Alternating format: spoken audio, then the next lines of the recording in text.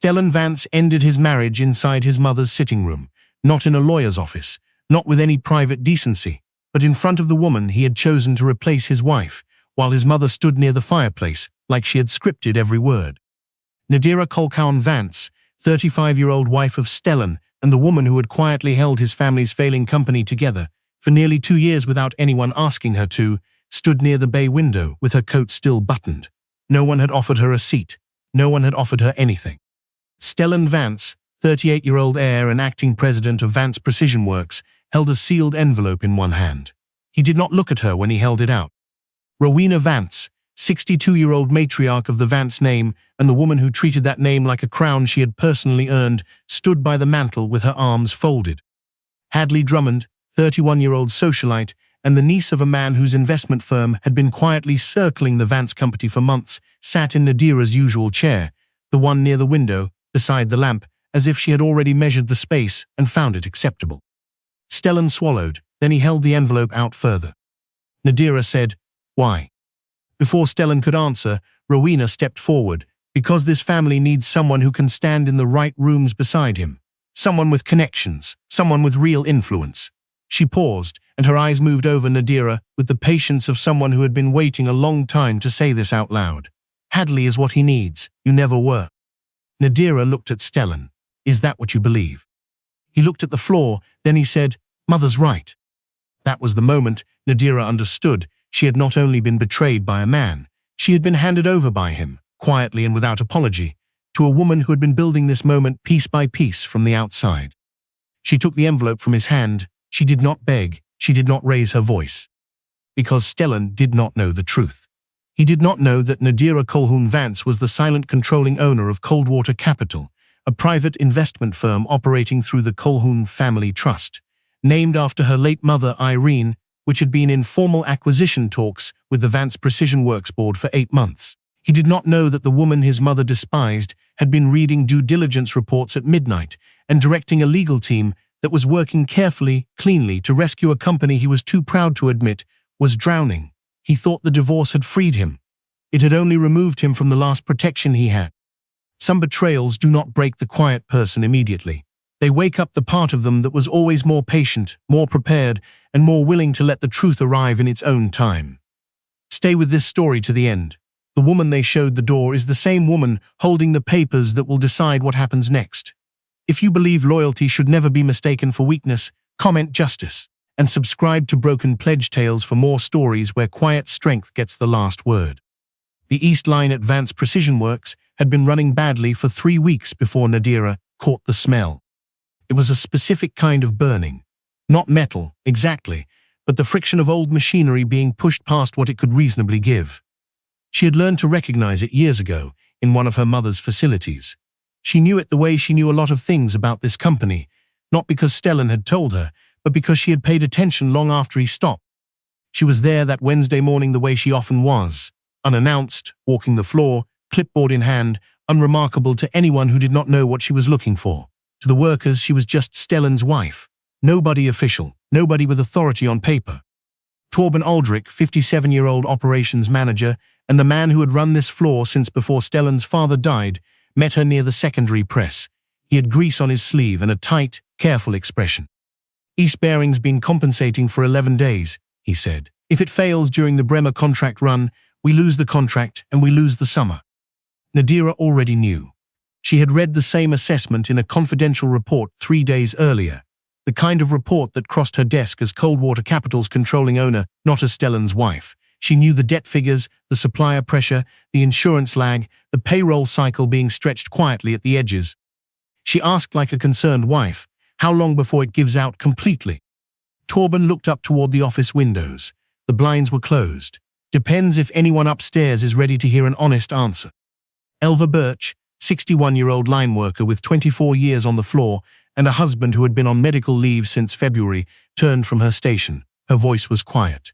"You're the only person who comes down here and asks the right questions, Mrs. Vance." Nadira looked at her. She did not say what she was thinking. She thought it anyway. "I know. I'm sorry it took this long." Upstairs, Stellan was mid-argument on the phone, his voice too tight to be convincing. He covered a stack of papers when Nadira walked in. She caught the edge of an overdue payroll notice before his hand came down. Beside it, a folder stamped with the Drummond Capital Partners letterhead. She kept her face still. "How serious is it?" she asked. "It's under control." He said it the way men say things when nothing is under control. "Don't sign anything from Drummond until outside counsel reviews the security covenants. If they can claim your receivables on a single missed payment." "You heard half a phone call, Nadira. That doesn't make you qualified." There had been a night 6 years ago when Stellan had stood outside this building after his father's funeral, rain soaking through his suit, and told her the only thing he was afraid of was becoming the kind of man who valued appearances more than people.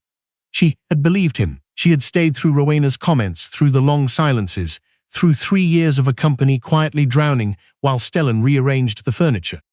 She had never told him about Coldwater Capital because she had wanted his love to be honest, not complicated by what she owned. She understood now that he had not loved honesty. He had loved the version of her that asked nothing, because he had assumed she had nothing to bring. Her phone buzzed. Rufus Crane, 49-year-old solicitor and the only person outside Coldwater's board who knew both sides of her life. She stepped into the corridor. "The conflict disclosure review is complete," Rufus said. "We can proceed toward closing. But if Stellan signs the Drummond proposal before the board meeting, the security clauses will make the asset transfer complicated." "How long do we have?" 10 days. Nadira looked back through the glass at Stellan. He had opened the Drummond folder. "Keep it quiet until the board meeting," she said. "If he finds out early, he'll block it, or Rowena will push him to." Rufus was quiet for a moment. "Nadira, you are trying to save a man who does not believe you are capable of saving anything." She closed her eyes for a half-second. Her mother's voice, steady as it always was, "The people are always the point, Nadira, never the name on the wall. Begin the deeper review on Drummond Capital," she said, "legally sourced. Nothing we can't read aloud in a boardroom." Hadwin Sorrell, 42-year-old investigator who worked in corporate due diligence and conflict of interest cases, brought his findings to Rufus 4 days later. 6 confirmed cases, a struggling family company, a fast money offer with reasonable surface terms and a security package underneath that let Drummond claim control of key assets on a single missed payment. Each time, a personal connection used to move faster than legal counsel could read carefully. Each time the same result: workers gone, contracts dissolved, buildings eventually sold for parts. Nadira turned the pages one at a time. "How many people lost their jobs?" she asked. "Hundreds," Hadwin said, "across the confirmed cases alone." She thought of Elva. She thought of Torben standing below a failing press, trying to hold something together with 11 days of warning and no one upstairs willing to hear it. "Documents only," she said. "Everything clean. I want this to stand in daylight." She had not planned to go back to the Vance house that Thursday evening, but her mother's small painting was still on the wall in the study, a watercolor of the Sudbury plant, where Irene had grown up watching her own father work, and Nadira wanted it back before the separation was finalized. She heard voices before she reached the study door. "Rowena's first. Once it's done, we move quickly. Confidence matters." Then Hadley, smooth and certain, "Announce after the acquisition meeting, not before. Let them see stability first, then give them the picture of what's next." Then Stellan, "She won't make trouble. She's not built for it." Nadira stood in the hallway with the coat over her arm. She did not knock. She stood long enough to understand that the company she had been quietly trying to rescue had been discussed, scheduled around, and dismissed. And she had been dismissed along with it in a single sentence. She took the painting from the wall without going in. She left her key on the entry table. In the car, she called Rufus. "Move forward," she said, "as planned, all of it." The separation agreement signing was on a Monday morning in a downtown office. Stellan arrived with his solicitor. Rowena came, though there was no procedural reason for it. Hadley came too, wearing something precise and a look of studied neutrality. Nadira arrived with Rufus. Her coat was plain, her ring was still on her finger. The agreement confirmed the separation of personal and trust-held assets. It noted that the Colquhoun family trust predated the marriage by 11 years.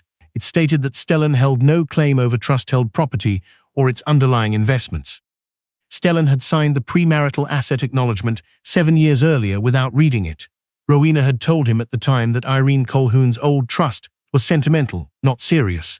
Something to do with a small operation her father had once run up north. He signed the separation agreement with that assumption still intact, quickly, as if the hard part were finally over. Nadira signed after him. Her hand was steady, the grief was somewhere underneath the steadiness, and it was hers to carry later, privately without an audience. Hadley placed a bracelet on the table beside the folder, a small theatrical flourish. "No hard feelings," she said. "Some people are chapters." Nadira looked at the bracelet for 1 second, then she looked away. The silence seemed to unsettle Hadley more than any response would have. Rufus's phone lit on the table. A message from Hadwin. Drummond Capital confirmed attempted influence on acquisition committee, evidence package ready. Rufus angled the screen slightly. Nadira read it. Her hands did not move. In the corridor afterward, Stellan caught up with her. Alone for a moment without Rowena or Hadley, he looked almost like the person she had married. "You'll be all right?" he asked. Nadira looked at him. "I was all right before you knew me, Stellan. You just never asked why." She walked away. Behind the conference room door, she could hear Hadley's voice already moving on. The board meeting was called for a Thursday. Rowena had arranged for a photographer to come after. Piers Drummond, 56-year-old head of Drummond Capital Partners and Hadley's uncle, arrived with a leather folder and the unhurried manner of a man who believed he was entering a room he had already won. Hadley sat beside Stellan in a cream blazer, her posture settled and comfortable. Rowena sat behind her son. The photographer stood near the back wall. Malcolm Foss, 66-year-old board chairman who had known Stellan's father for 30 years, sat at the center of the table with his hands folded. Beside him was Marian Alcott, 51-year-old corporate solicitor retained by the board's conflict committee, with a sealed binder in front of her. 2 auditors sat near the windows with quiet faces. Torben was there as well, in his best jacket, uncomfortable with the formality, but present because the independent committee had asked him to attend as an operations witness. Stellan had prepared remarks. He held them folded in his left hand. Then the boardroom door opened. Nadira walked in. Behind her came Rufus, then Hadwin with an evidence case. The paper in Stellan's hand bent under his grip. Rowena rose halfway from her chair. "This is a closed session." Hadley tilted her head, her voice careful. "Nadira, this isn't the place for—" Malcolm stood. "Mrs. Colquhoun Vance is here by right." Stellan's voice came sharp. "By what right?" Hadley smiled faintly, as if the answer would be manageable. Nadira looked directly at her. "Founder." The word landed flat and clean. No one moved. Malcolm read from the folder in front of him. "Nadira Irene Colquhoun Vance is the controlling beneficial owner of Coldwater Capital, the acquiring entity selected by this board's independent committee to purchase and stabilize Vance Precision Works, pending final approval as of this morning." Stellan's prepared remarks dropped from his hand. Rowena's grip went white on the table edge. Hadley's expression did not break immediately. It dissolved, the way something does when it runs out of surface. Piers Drummond closed his leather folder slowly. Nadira sat in the chair reserved for Coldwater Capital's representative. She did not rush. She did not look at any of them with satisfaction. Her calm was the most unsettling thing in the room because it offered nothing to push back against. She looked at Stellan across the table. Every dismissal she had absorbed came back to her in a single breath. Every question he had laughed past, every warning he had walked around. "Before you thank your new investors," she said, "you should know who they are." She opened the first folder. Coldwater Capital entered discussions with this board 8 months ago. The mandate was straightforward: stabilize Vance Precision Works, cover outstanding payroll, repair the East Line, and stop a predatory financing arrangement before it reached the people who work here. Rufus stepped forward. Point 1. Drummond Capital Partners attempted to influence the acquisition committee prior to approval. Hadwin opened his binder and passed copies to Malcolm, Marian, and both auditors. Point 2. Piers Drummond received confidential financial information from Rowena Vance before the official financing launch. That information was not authorized for external release. Rowena's voice came quickly. "I was helping my son." Nadira turned to her, quietly. "You gave strangers a map to a building where 300 people earn their living." Rowena said nothing. Point 3.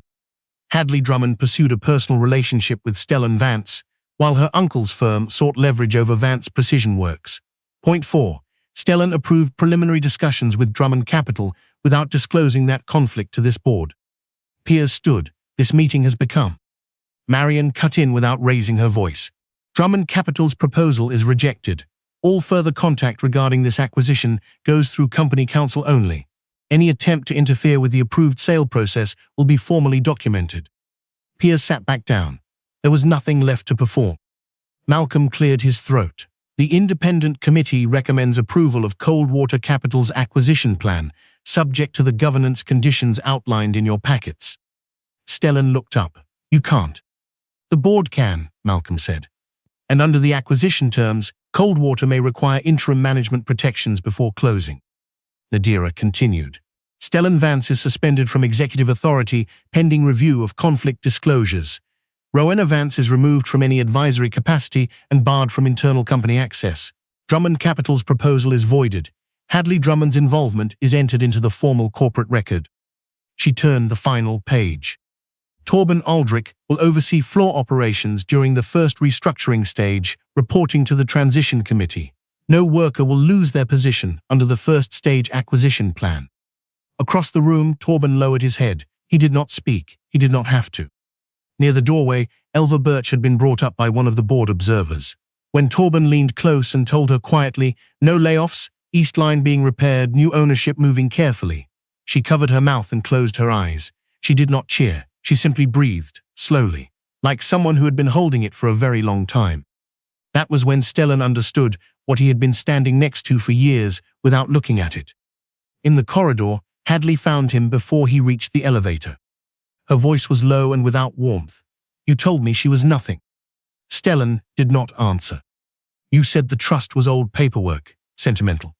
She studied him the way you study something you're about to stop carrying. There is nothing here for me anymore, Stellan. There hasn't been since she walked through that door. She left. Piers did not wait for her. He was already in the lobby on the phone, voice low and fast, speaking to someone who would have to be told the plan had not worked. Rowena sat alone on a bench in the corridor, her coat buttoned to the throat, her hands still in her lap. Workers moved past without stopping. She had spent 30 years making the Vance name mean something in every room she entered. Now she looked like a woman who had spent that same time building something she had just finished breaking. Stellan went back into the boardroom. Nadira was at the far end speaking quietly with Torben. Rufus stood nearby. The folders were closed. The morning light came across the table in long pale lines. East Line gets priority, she was saying. Payroll is stabilized by end of week. Supplier calls go through the transition office starting Monday. Torben's voice was rough at the edges. They need to hear it from you directly, not just a memo.